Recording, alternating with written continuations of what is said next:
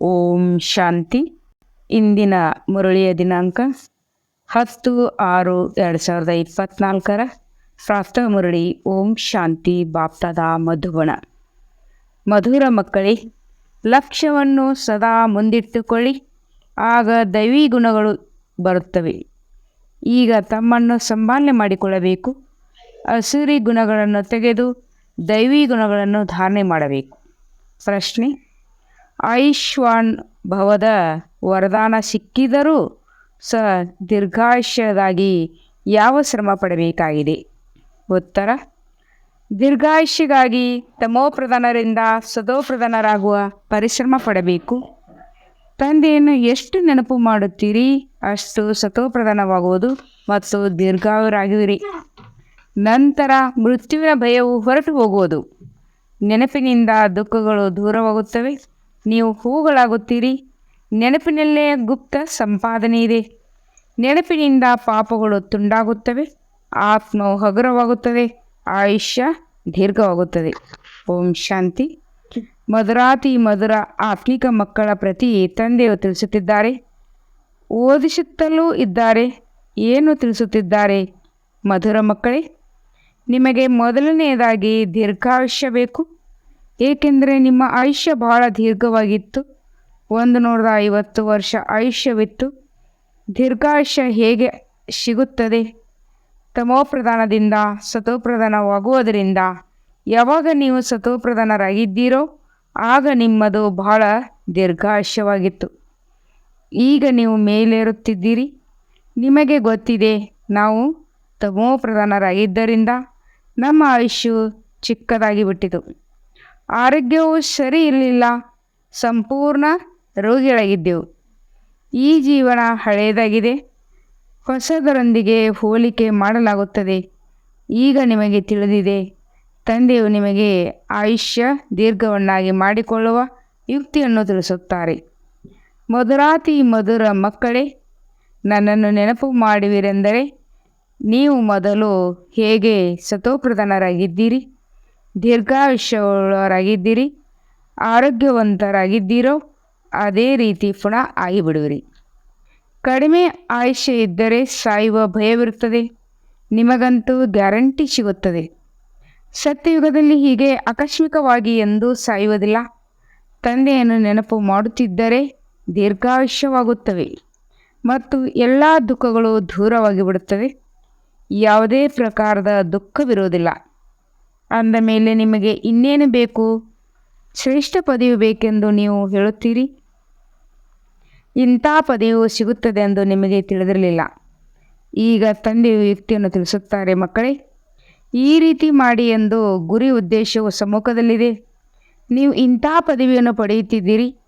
ಇಲ್ಲೇ ದೈವಿ ಗುಣಗಳನ್ನು ಧಾರಣೆ ಮಾಡಬೇಕಾಗಿದೆ. ತಮ್ಮನ್ನು ಕೇಳಿಕೊಳ್ಳಬೇಕು, ನಮ್ಮಲ್ಲಿ ಯಾವುದೇ ಅವಗುಣಗಳಿಲ್ಲವೇ? ಅವಗುಣಗಳು ಅನೇಕ ಪ್ರಕಾರದವಾಗಿವೆ. ಸಿಗರೇಟ್ ಸೇದುವುದು, ಕೊಳಕು ಪದಾರ್ಥಗಳನ್ನು ತಿನ್ನುವುದು ಇದು ಅವಗುಣವಾಗಿದೆ. ಎಲ್ಲದಕ್ಕಿಂತ ದೊಡ್ಡ ಅವಗುಣವು ವಿಕಾರದ್ದಾಗಿದೆ. ಇದಕ್ಕೆ ಕೆಟ್ಟ ಚಾರಿತ್ರ್ಯವೆಂದು ಹೇಳುತ್ತಾರೆ. ತಂದೆಯು ತಿಳಿಸುತ್ತಾರೆ, ಮಕ್ಕಳೇ, ನೀವು ವಿಕಾರಿಗಳಾಗಿ ಬಿಟ್ಟಿದ್ದೀರಿ. ಈಗ ನಿಮಗೆ ನಿರ್ವಿಕಾರಿಗಳಾಗುವ ಯುಕ್ತಿಯನ್ನು ತಿಳಿಸುತ್ತೇನೆ. ಇದರಲ್ಲಿ ಈ ವಿಕಾರಗಳನ್ನು, ಅವಗುಣಗಳನ್ನು ತೆಗೆದು ಬಿಡಬೇಕಾಗಿದೆ. ಎಂದು ವಿಕಾರಿಗಳಾಗಬಾರದು. ಈ ಜನ್ಮದಲ್ಲಿ ಯಾರು ಸುಧಾರಣೆ ಆಗುವರೋ ಆ ಸುಧಾರಣೆ 21 ಜನ್ಮಗಳವರೆಗೆ ನಡೆಯುತ್ತದೆ. ಎಲ್ಲದಕ್ಕಿಂತ ಅವಶ್ಯಕ ಮಾತೆಂದರೆ ನಿರ್ವಿಕಾರಿಯಾಗುವುದು. ಜನ್ಮ ಜನ್ಮಾಂತರದ ಹೊರೆಯು ಯಾವುದು ತಲೆಯ ಮೇಲೆ ಏರಿದೆಯೋ ಅದು ಯೋಗ ಬಲದಿಂದ ಇಳಿಯುತ್ತದೆ. ಮಕ್ಕಳಿಗೂ ಗೊತ್ತಿದೆ, ನಾವು ಜನ್ಮ ಜನ್ಮಾಂತರದಿಂದ ವಿಕಾರಿಗಳಾಗಿದ್ದೆವು. ಈಗ ತಂದೆಯೊಂದಿಗೆ ನಾವು ಪ್ರತಿಜ್ಞೆ ಮಾಡುತ್ತೇವೆ, ಮತ್ತೊಂದು ವಿಕಾರಿಗಳಾಗುವುದಿಲ್ಲವೆಂದು. ತಂದೆಯು ಹೇಳಿದ್ದಾರೆ, ಒಂದು ವೇಳೆ ಪತಿತವಾದರೆ 100ಕ್ಕೆ 100ರಷ್ಟು ಶಿಕ್ಷೆಯನ್ನು ಅನುಭವಿಸಬೇಕಾಗುವುದು. ಪದವಿಯು ಭ್ರಷ್ಟವಾಗುವುದು. ಏಕೆಂದರೆ ನಿಂದನೆ ಮಾಡಿಸಿದ್ದಿರಲ್ಲವೇ? ಅಂದರೆ ಆ ಕಡೆ ಹೋದಿರಿ ಎಂದರ್ಥ. ಹೀಗೆ ಅನೇಕರು ಹೊರಟು ಹೋಗುತ್ತಾರೆ, ಅಂದರೆ ಸೋತು ಹೋಗುತ್ತಾರೆ. ಈ ವಿಕಾರದ ವ್ಯವಹಾರವನ್ನು ಮಾಡಬಾರದೆಂದು ನಿಮಗೆ ಮೊದಲು ತಿಳಿದಿರಲಿಲ್ಲ. ಕೆಲವರು ಒಳ್ಳೆಯ ಮಕ್ಕಳಿರುತ್ತಾರೆ, ನಾವು ಬ್ರಹ್ಮಚಾರದಲ್ಲಿರುತ್ತೇವೆಂದು ಹೇಳುತ್ತಾರೆ. ಸನ್ಯಾಸಿಗಳನ್ನು ನೋಡಿ ಪವಿತ್ರತೆಯ ಒಳ್ಳೆಯದೆಂದು ತಿಳಿಯುತ್ತಾರೆ. ಪವಿತ್ರರು ಮತ್ತು ಅಪವಿತ್ರರು, ಪ್ರಪಂಚದಲ್ಲಿ ಅಪವಿತ್ರರು ಬಹಳ ಇದ್ದಾರೆ. ಪಾಯ್ಖಾನೆಗೆ ಹೋಗುವುದು ಸಹ ಒಂದು ರೀತಿಯ ಅಪವಿತ್ರ. ಆದ್ದರಿಂದ ತಕ್ಷಣ ಸ್ನಾನ ಮಾಡಿಬಿಡಬೇಕು. ಅಪವಿತ್ರತೆ ಅನೇಕ ಪ್ರಕಾರದಿರುತ್ತದೆ. ಅನ್ಯರಿಗೆ ದುಃಖ ಕೊಡುವುದು, ಹೊಡೆಯುವುದು, ಜಗಳವಾಡುವುದು ಅಪವಿತ್ರ ಕರ್ತವ್ಯವಾಗಿದೆ. ತಂದೆ ಹೇಳುತ್ತಾರೆ, ಜನ್ಮ ಜನ್ಮಾಂತರದಿಂದಲೂ ನೀವು ಪಾಪ ಮಾಡಿದ್ದೀರಿ. ಅವೆಲ್ಲ ಹವ್ಯಾಸಗಳು ಈಗ ತೆಗೆಯಬೇಕು. ಈಗ ನೀವು ಸತ್ಯ ಮಹಾನ್ ಆತ್ಮರಾಗಬೇಕು. ಸತ್ಯ ಮಹಾನ್ ಆತ್ಮರಂತೂ ಲಕ್ಷ್ಮೀನಾರಾಯಣರಾಗಿದ್ದಾರೆ. ಮತ್ತಾರು ಇಲ್ಲಿ ಆಗಲು ಸಾಧ್ಯವಿಲ್ಲ. ಏಕೆಂದರೆ ಎಲ್ಲರೂ ತಮೋಪ್ರಧಾನರಾಗಿದ್ದಾರೆ. ಬಹಳ ನಿಂದನೆಯನ್ನು ಮಾಡುತ್ತಾರಲ್ಲವೇ? ನಾವೇನು ಮಾಡುತ್ತೀವೆಂದು ಅವರಿಗೆ ತಿಳಿಯುವುದೇ ಇಲ್ಲ. ಒಂದು ಗುಪ್ತ ಪಾಪವಾಗಿದೆ, ಇನ್ನೊಂದು ಪ್ರತ್ಯಕ್ಷ ಪಾಪವಾಗಿದೆ. ಇದು ತಮೋಪ್ರಧಾನ ಪ್ರಪಂಚವಾಗಿದೆ. ಮಕ್ಕಳು ತಿಳಿದುಕೊಂಡಿದ್ದೀರಿ, ತಂದೆ ನಮ್ಮನ್ನು ಬುದ್ಧಿವಂತರನ್ನಾಗಿ ಮಾಡುತ್ತಾರೆ. ಆದ್ದರಿಂದ ಎಲ್ಲರೂ ಅವರನ್ನು ನೆನಪು ಮಾಡುತ್ತಾರೆ. ಎಲ್ಲರಿಗಿಂತ ಒಳ್ಳೆಯ ತಿಳುವಳಿಕೆ ನಿಮಗೆ ಸಿಕ್ಕಿದೆ. ಪಾವನರಾಗಬೇಕು ಮತ್ತು ಗುಣಗಳು ಬೇಕು. ದೇವತೆಗಳ ಮುಂದೆ ನೀವು ಮಹಿಮೆ ಮಾಡುತ್ತಾ ಬಂದಿದ್ದೀರಿ. ಈಗ ನೀವು ಅವರಂತೆ ಆಗಬೇಕು. ಮಧುರಾತಿ ಮಧುರ ಮಕ್ಕಳೇ, ನೀವು ಎಷ್ಟೊಂದು ಮಧುರ ಹೂಗಳಾಗಿದ್ದೀರಿ, ನಂತರ ಮುಳ್ಳುಗಳಾದಿರಿ. ಈಗ ತಂದೆಯನ್ನು ನೆನಪು ಮಾಡಿರಿ. ಆ ನೆನಪಿನಿಂದ ನಿಮ್ಮದು ದೀರ್ಘಾಯುಷ್ಯವಾಗುತ್ತದೆ. ಪಾಪಗಳು ಭಸ್ಮವಾಗುತ್ತದೆ. ತಲೆಯ ಮೇಲಿರುವ ಹೊರೆಯು ಹಗುರವಾಗುತ್ತದೆ. ತಮ್ಮನ್ನು ಸಂಭಾಲನೆ ಮಾಡಿಕೊಳ್ಳಬೇಕಾಗುತ್ತದೆ. ತಮ್ಮಲ್ಲಿ ಏನೇನೋ ಅವಗುಣಗಳಿವೆಯೋ ಅದನ್ನು ತೆಗೆದು ಹಾಕಬೇಕು. ಹೇಗೆ ನಾರದನ ಉದಾಹರಣೆ ಇದೆ. ನೀನು ಯೋಗ್ಯನಾಗಿರುವಿಯಾ ಎಂದು ಹೇಳಿದರು. ಆಗ ನಾರದರು ಮುಖವನ್ನು ನೋಡಿದಾಗ ನಾನು ಅವಶ್ಯ ಯೋಗ್ಯನಿಲ್ಲ ಎಂದು ಹೇಳಿತು. ತಂದೆಗೆ ನೀವು ಮಕ್ಕಳಾಗಿದ್ದೀರಿ ಅಲ್ಲವೇ? ತಂದೆ ರಾಜನಾಗಿದ್ದಾರೆ, ಮಕ್ಕಳು ನಶೆಯಿಂದ ಹೇಳಿಕೊಳ್ತಿರಲ್ಲವೇ? ತಂದೆಯು ಬಹಳ ಸುಖ ನೀಡುವರಾಗಿದ್ದಾರೆ.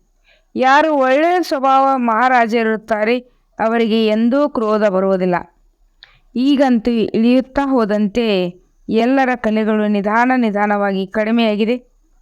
ಎಲ್ಲ ಅವಗುಣಗಳು ಪ್ರವೇಶವಾಗಿವೆ, ಕಲೆಗಳು ಕಡಿಮೆಯಾಗಿವೆ, ತಮೋ ಆಗುತ್ತಾ ಹೋಗಿದೆ. ತಮೋ ಪ್ರಧಾನತೆಯು ಸಹ ಅಂತ್ಯವನ್ನು ತಲುಪಿಸಿದೆ. ಎಷ್ಟೊಂದು ದುಃಖಿಯಾಗಿದ್ದಾರೆ. ನೀವು ಎಷ್ಟೊಂದು ಸಹನೆ ಮಾಡಬೇಕಾಗುತ್ತದೆ. ಈಗ ಅವಿನಾಶಿ ಸರ್ಜನ ಮೂಲಕ ನಿಮ್ಮ ಚಿಕಿತ್ಸೆ ಆಗುತ್ತದೆ. ತಂದೆ ತಿಳಿಸುತ್ತಾರೆ, ಮಕ್ಕಳೇ, ಈ ಪಂಚವಿಕಾರಗಳಂತೂ ಪದೇ ನಿಮ್ಮನ್ನು ಸತಾಯಿಸುತ್ತದೆ. ನೀವು ಎಷ್ಟು ಪುರುಷಾರ್ಥ ಮಾಡುತ್ತೀರೋ ಅಷ್ಟು ಮಾಯೆ ನಿಮ್ಮನ್ನು ಕೆಳಗಿಳಿಸುವ ಪ್ರಯತ್ನ ಪಡುತ್ತದೆ. ನಿಮ್ಮ ಸ್ಥಿತಿ ಇನ್ನೂ ಶಕ್ತಿಶಾಲಿಯಾಗಬೇಕು. ಯಾವ ಮಾಯೆಯ ಬಿರುಗಾಳಿ ಅಲುಗಾಡಿಸಲು ಸಾಧ್ಯವಾಗಿರಬಾರದು. ರಾವಣನು ಯಾವುದೇ ವಸ್ತುವಲ್ಲ ಅಥವಾ ಯಾವ ಮನುಷ್ಯನಲ್ಲ. ಪಂಚವಿಕಾರ ರೂಪಿ ರಾವಣನಿಗೆ ಮಾಯೆ ಎಂದು ಹೇಳುತ್ತಾರೆ.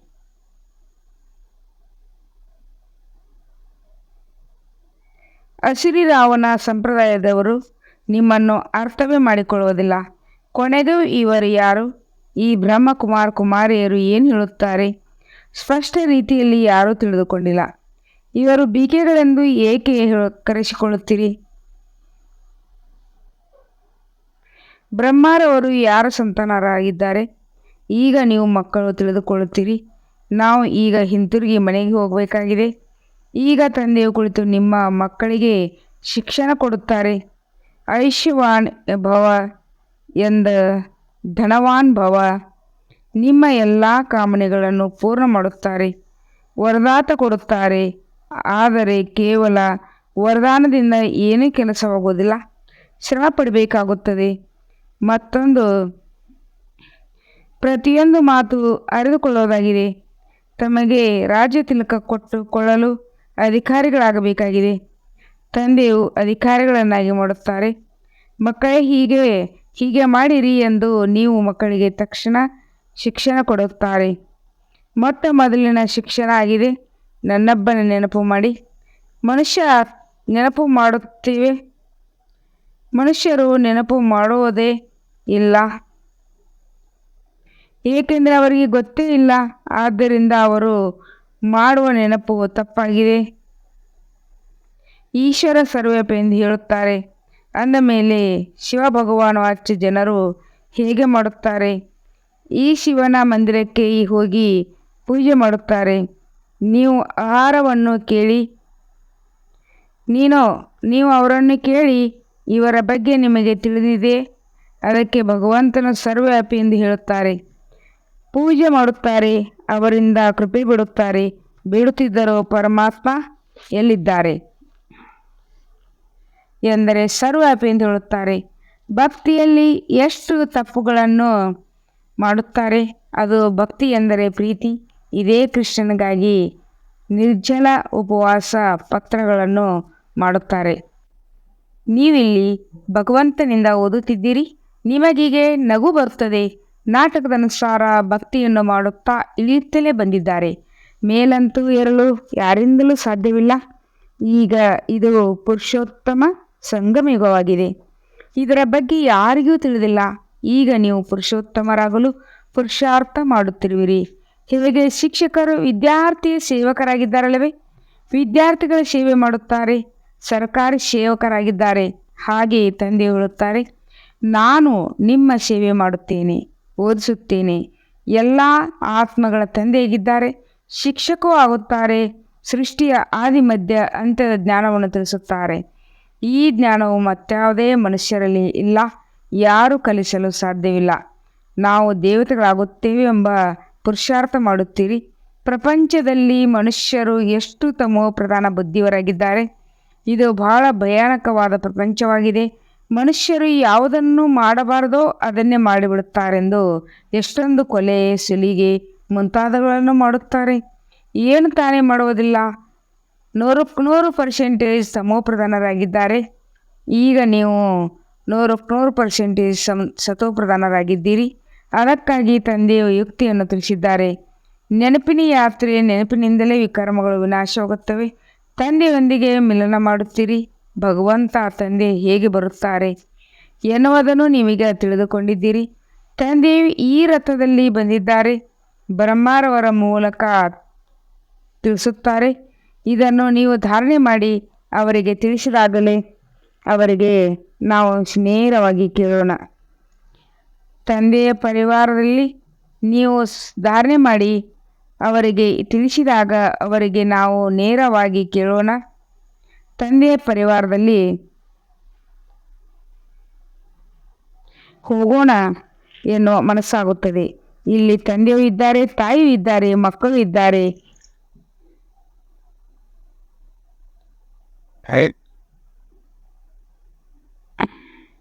ಪರಿವಾರದಲ್ಲಿ ಬಂದು ಬಿಡುತ್ತಾರೆ. ಅದಂತೂ ಅಸಿರಿ ಪ್ರಪಂಚವಾಗಿದೆ. ಆದ್ದರಿಂದ ಅಸಿರಿ ಪರಿವಾರದಿಂದ ನೀವು ಬೇಸತ್ತು ಹೋಗುತ್ತೀರಿ. ಆ ಕಾರಣ ಉದ್ಯೋಗ ವ್ಯವಹಾರ ಬಿಟ್ಟು ತಂದೆಯ ಬಳಿ ರಿಫ್ರೆಶ್ ಆಗಲು ಬರುತ್ತೀರಿ. ಇಲ್ಲಿ ಬ್ರಾಹ್ಮಣರೇ ಇರುತ್ತಾರೆ. ಆದ್ದರಿಂದ ಈ ಪರಿವಾರದಲ್ಲಿ ಬಂದು ಕುಳಿತುಕೊಳ್ಳುತ್ತೀರಿ. ಮನೆಗೆ ಹೋದಾಗ ಇಂಥ ಪರಿವಾರ ಇರುವುದಿಲ್ಲ. ಅಲ್ಲಿ ದೇಹದಾರಿಗಳಾಗಿ ಬಿಡುತ್ತಾರೆ. ವ್ಯಾಪಾರ ವ್ಯವಹಾರ ಜಂಜಾಟದಿಂದ ಬಿಡಿಸಿಕೊಂಡು ನೀವು ಇಲ್ಲಿಗೆ ಬರುತ್ತೀರಿ. ಈಗ ತಂದೆ ತಿಳಿಸುತ್ತಾರೆ, ಮಕ್ಕಳೇ, ದೇಹದ ಎಲ್ಲ ಸಂಬಂಧಗಳನ್ನು ಬಿಡಿ. ನೀವೀಗ ಸುಗಂಧಭರಿತ ಹೂವುಗಳಾಗಬೇಕಾಗಿದೆ. ಹೂಗಳಲ್ಲಿ ಸುಗಂಧಭರಿತವಿರುತ್ತದೆ. ಎಲ್ಲರೂ ಅದನ್ನು ತೆಗೆದುಕೊಂಡು ಅದರ ಸುವಾಸನೆಯನ್ನು ನೋಡುತ್ತಾರೆ. ಎಕ್ಕದ ಹೂವನ್ನು ಯಾರೂ ತೆಗೆದುಕೊಳ್ಳುವುದಿಲ್ಲ. ಅಂದಾಗ ಹೂಗಳಾಗಲು ಪುರುಷಾರ್ಥ ಮಾಡಬೇಕು. ಆದ್ದರಿಂದ ಬಾಬಾರವರು ಸಹ ಹೂಗಳನ್ನು ತೆಗೆದುಕೊಂಡು ಬರುತ್ತಾರೆ. ಈ ಹೂವಿನ ಸಮಾನ ಆಗಬೇಕು. ಗೃಹಸ್ಥದಲ್ಲಿದ್ದು ಒಬ್ಬ ತಂದೆಯ ನೆನಪು ಮಾಡಬೇಕು. ನಿಮಗೆ ಗೊತ್ತಿದೆ, ಈ ದೇಹದ ಸಂಬಂಧಗಳಿಗಂತೂ ಸಮಾಪ್ತಿಯಾಗುವವರಾಗಿದ್ದಾರೆ. ನೀವಿಲ್ಲಿ ಗುಪ್ತ ಸಂಪಾದನೆ ಮಾಡಿಕೊಳ್ಳಿರಿ. ನೀವು ಶರೀರವನ್ನು ಬಿಡಬೇಕಾಗಿದೆ. ಸಂಪಾದನೆ ಮಾಡಿ ಬಹಳ ಖುಷಿಯಿಂದ ಹರ್ಷಿತ ಮುಖರಾಗಿ ಶರೀರ ಬಿಡಬೇಕು. ನಡೆದಾಡುತ್ತಾ ತಿರುಗಾಡುತ್ತಲೂ ತಂದೆಯ ನೆನಪಿನಲ್ಲಿದ್ದರೆ ನಿಮಗೆ ಎಂದೂ ಸುಸ್ತಾಗುವುದಿಲ್ಲ. ತಂದೆಯ ನೆನಪಿನಲ್ಲಿ ಅಶರೀರಿಯಾಗಿ ಎಷ್ಟೇ ಸುತ್ತಾಡಿದರೂ ಇಲ್ಲಿಂದ ಅಬೂ ರೋಡಿನವರೆಗೆ ನಡೆದುಕೊಂಡು ಹೋದರೂ ಸಹ ಸುಸ್ತಾಗುವುದಿಲ್ಲ. ಪಾಪಗಳು ತುಂಡಾಗುತ್ತವೆ, ಹಗುರಾಗಿ ಬಿಡುತ್ತೀರಿ. ನೀವು ಮಕ್ಕಳಿಗೆ ಎಷ್ಟು ಲಾಭವಿದೆ. ಇದನ್ನು ಮತ್ತಾರು ತಿಳಿಯಲಾರರು. ಇಡೀ ಪ್ರಪಂಚದ ಮನುಷ್ಯರು ಪತಿತ ಪಾವನ ತಂದೆಯೇ ಬಂದು ಪಾವನ ಮಾಡಿ ಎಂದು ಕರೆಯುತ್ತಾರೆ. ಅಂದ ಮೇಲೆ ಅವರಿಗೆ ಮಹಾತ್ಮರೆಂದು ಹೇಗೆ ಹೇಳುತ್ತೀರಿ? ಹಾಗಿರುವಾಗ ಪತಿತರಿಗೆ ತಲೆಬಾಗುತ್ತಾರೇನು? ಪಾವನರ ಮುಂದೆ ತಲೆಬಾಗುತ್ತಾರೆ. ಕನ್ಯೆಯರ ಉದಾಹರಣೆ ಇದೆ. ಯಾವಾಗ ಕನ್ಯೆಯು ವಿಕಾರಿಯಾಗುತ್ತಾಳೋ ಆಗ ಎಲ್ಲರ ಮುಂದೆ ತಲೆಬಾಗುತ್ತಾಳೆ. ನಂತರ ಹೇ ಪತಿತ ಪಾವನ ಬನ್ನಿ ಎಂದು ಕೂಗುತ್ತಾಳೆ. ಅರೆ, ಪತಿತರಾಗಿ ಪರಮಾತ್ಮನನ್ನು ಕರೆಯುವುದಾದರೂ ಏಕೆ? ಎಲ್ಲರ ಶರೀರಗಳು ವಿಕಾರದಿಂದಲೇ ರಚನೆಯಾಗಿದೆ. ಏಕೆಂದರೆ ರಾವಣ ರಾಜ್ಯವಿದೆ. ಈಗ ನೀವು ರಾವಣನಿಂದ ಬಿಡಿಸಿಕೊಂಡು ಬಂದಿದ್ದೀರಿ. ಇದಕ್ಕೆ ಪುರುಷೋತ್ತಮ ಸಂಗಮಯುಗ ಎಂದು ಹೇಳುತ್ತಾರೆ. ಈಗ ನೀವು ರಾಮರಾಜ್ಯಕ್ಕೆ ಹೋಗುವ ಪುರುಷಾರ್ಥ ಮಾಡುತ್ತೀರಿ. ಸತ್ಯ ಯುಗವು ರಾಮರಾಜ್ಯವಾಗಿದೆ. ತ್ರೇತಾಯುಗವನ್ನು ಮಾತ್ರ ರಾಮರಾಜ್ಯವೆಂದು ಹೇಳುವುದಾದರೆ ಸೂರ್ಯವಂಶಿ ಲಕ್ಷ್ಮೀನಾರಾಯಣ ರಾಜ್ಯ ಎಲ್ಲಿಗೆ ಹೋಯಿತು? ಈಗ ಈ ಎಲ್ಲ ಜ್ಞಾನ ನೀವು ಮಕ್ಕಳಿಗೆ ಸಿಗುತ್ತದೆ. ಹೊಸ ಹೊಸ ಮಕ್ಕಳು ಬರುತ್ತಾರೆ. ಅವರಿಗೆ ನೀವು ಜ್ಞಾನವನ್ನು ತಿಳಿಸುತ್ತೀರಿ, ಯೋಗ್ಯರನ್ನಾಗಿ ಮಾಡುತ್ತೀರಿ. ಕೆಲವರಿಗೆ ಈ ರೀತಿ ಸಂಘವು ಸಿಗುತ್ತದೆ. ಆದ್ದರಿಂದ ಯೋಗ್ಯರಾದವರು ಸಹ ಯೋಗ್ಯತೆ ಕಳೆದುಕೊಳ್ಳುತ್ತಾರೆ. ತಂದೆಯು ಪಾವನರನ್ನಾಗಿ ಮಾಡುತ್ತಾರೆ ಅಂದಾಗ ಈಗ ಪತಿತರಾಗಲೇಬಾರದು ಎಂದು ತಂದೆಯು ಪಾವನರನ್ನಾಗಿ ಮಾಡಲು ಬಂದಿದ್ದಾರೆ. ಮಾಯೆ ಎಷ್ಟು ಶಕ್ತಿಶಾಲಿಯಾಗಿದೆ! ಅದು ಪತಿತರನ್ನಾಗಿ ಮಾಡುತ್ತದೆ, ಸೋಲಿಸಿಬಿಡುತ್ತದೆ. ಆಗ ಬಾಬಾ ಅವರು ರಕ್ಷಣೆ ಮಾಡಿ ಎಂದು ಕರೆಯುತ್ತಾರೆ. ವಹ ಯುದ್ಧದ ಮೈದಾನದಲ್ಲಿ ಅನೇಕರು ಸಾವನ್ನಪ್ಪುತ್ತಾರೆ. ಅಂದ ಮೇಲೆ ರಕ್ಷಣೆ ಮಾಡಲಾಗುತ್ತದೆ ಏನು? ಈ ಮಾಯೆಯು ಗುಂಡು ಬಂದೂಕಿನ ಗಿಡಗಳಿಗಿಂತಲೂ ಗಟ್ಟಿಯಾಗಿದೆ. ಕಾಮದ ಪೆಟ್ಟನ್ನು ತಿಂದರೆ ಮೇಲಿನಿಂದ ಬೀಳುತ್ತಾರೆ. ಸತ್ಯಯುಗದಲ್ಲಿ ಎಲ್ಲರೂ ಪವಿತ್ರರು. ಗೃಹಸ್ಥ ವ್ಯವಹಾರದಲ್ಲಿ ಧರ್ಮಜ್ಞಾನಿಯಾಗಿರುತ್ತದೆ. ಗೃಹಸ್ಥ ಧರ್ಮದವರಾಗಿರುತ್ತಾರೆ. ಅವರಿಗೆ ದೇವತೆಗಳೆಂದು ಹೇಳುತ್ತಾರೆ. ಈಗ ನಿಮಗೆ ಗೊತ್ತಿದೆ ತಂದೆಯು ಹೇಗೆ ಬಂದಿದ್ದಾರೆ, ಎಲ್ಲಿರುತ್ತಾರೆ, ಹೇಗೆ ಬಂದು ರಾಜಯೋಗವನ್ನು ಕಲಿಸುತ್ತಾರೆ. ಅರ್ಜುನನ ರಥದಲ್ಲಿ ಕುಳಿತು ಜ್ಞಾನವನ್ನು ಕೊಟ್ಟರು ಎಂದು ತಿಳಿಸುತ್ತಾರೆ. ಅಂದ ಮೇಲೆ ಅವರನ್ನು ಸರ್ವವ್ಯಾಪಿ ಎಂದು ಹೇಗೆ ಹೇಳುತ್ತಾರೆ? ಈಗ ಸ್ವರ್ಗ ಸ್ಥಾಪನೆ ಮಾಡುವ ತಂದೆಯನ್ನೇ ಮರೆತಿದ್ದಾರೆ. ಈಗ ಸ್ವಯಂ ತಂದೆ ತಮ್ಮ ಪರಿಚಯ ಕೊಡುತ್ತಾರೆ. ಒಳ್ಳೆಯದು. ಮಧುರಾತಿ ಮಧುರ ಅಗಲಿ ಹೋಗಿ ಮರಳಿ ಸಿಕ್ಕಿರುವ ಮಕ್ಕಳ ಪ್ರತಿ ಮಾತ್ಪಿದ ಬಾಪ್ತದರವರ ನೆನಪು, ಪ್ರೀತಿ ಹಾಗೂ ಸುಪ್ರಭಾತ. ಆತ್ಮಿಕ ಮಕ್ಕಳಿಗೆ ಆತ್ಮಿಕ ತಂದೆಯ ನಮಸ್ತೆ. ಹಮ್ ರೂಹಾನಿ बच्चों के रूहानी बाप दादा को याद प्यार और गुड मॉर्निंग और नमस्ते नमस्ते नमस्ते. शुक्रिया बाबा, शुक्रिया. वाह बाबा वाह. ಧಾರಣೆಗಾಗಿ ಮುಖ್ಯ ಸಾರ.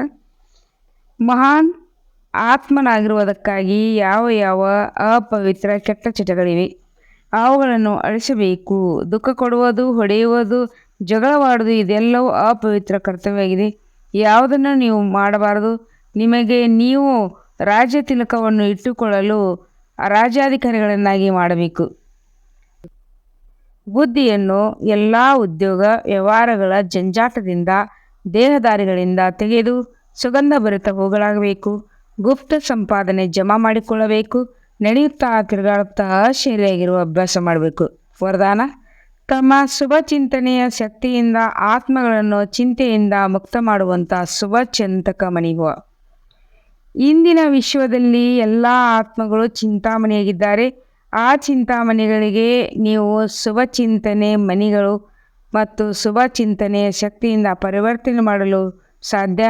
ಹೇಗೆ ಸೂರ್ಯನ ಕಿರಣಗಳು ದೂರದವರೆಗೆ ಅಂಧಕಾರವನ್ನು ದೂರ ಮಾಡುತ್ತದೆ, ಅದೇ ರೀತಿ ತಾವು ಶುಭಚಿಂತಕ ಮಣಿಗಳ ಶುಭ ಸಂಕಲ್ಪ ರೂಪಿ ಹೊಳಪು ಹಾಗೂ ಕಿರಣಗಳು ವಿಶ್ವದ ನಾಲ್ಕಾರು ಕಡೆ ಹರಡುತ್ತಿರುತ್ತವೆ. ಆದ್ದರಿಂದ ತಿಳಿಯುತ್ತಾರೆ, ಯಾವುದೇ ಆಧ್ಯಾತ್ಮಿಕ ಲೈಟ್ ಗುಪ್ತ ರೂಪದಲ್ಲಿ ತನ್ನ ಕಾರ್ಯ ಮಾಡುತ್ತಿದೆ. ಈ ಟೀಚಿಂಗ್ ಈಗ ಪ್ರಾರಂಭವಾಗುತ್ತದೆ. ಅಂತಿಮದಲ್ಲಿ ಹುಡುಕಾಡುತ್ತಾ ಸ್ಥಾನವನ್ನು ತಲುಪಿಬಿಡುತ್ತಾರೆ. ಸ್ಲೋಗನ್ ಆಗಿದೆ: ಬಾಪ್ತಾದರವರ ಸೂಚನೆಗಳನ್ನು ಸರಿಯಾಗಿ ಕ್ಯಾಚ್ ಮಾಡೋದಕ್ಕೆ ಮನಸ್ಸು ಬುದ್ಧಿ ಲೈನ್ ಕ್ಲಿಯರ್ ಆಗಿಟ್ಟುಕೊಳ್ಳಬೇಕು. ಓಂ ಶಾಂತಿ.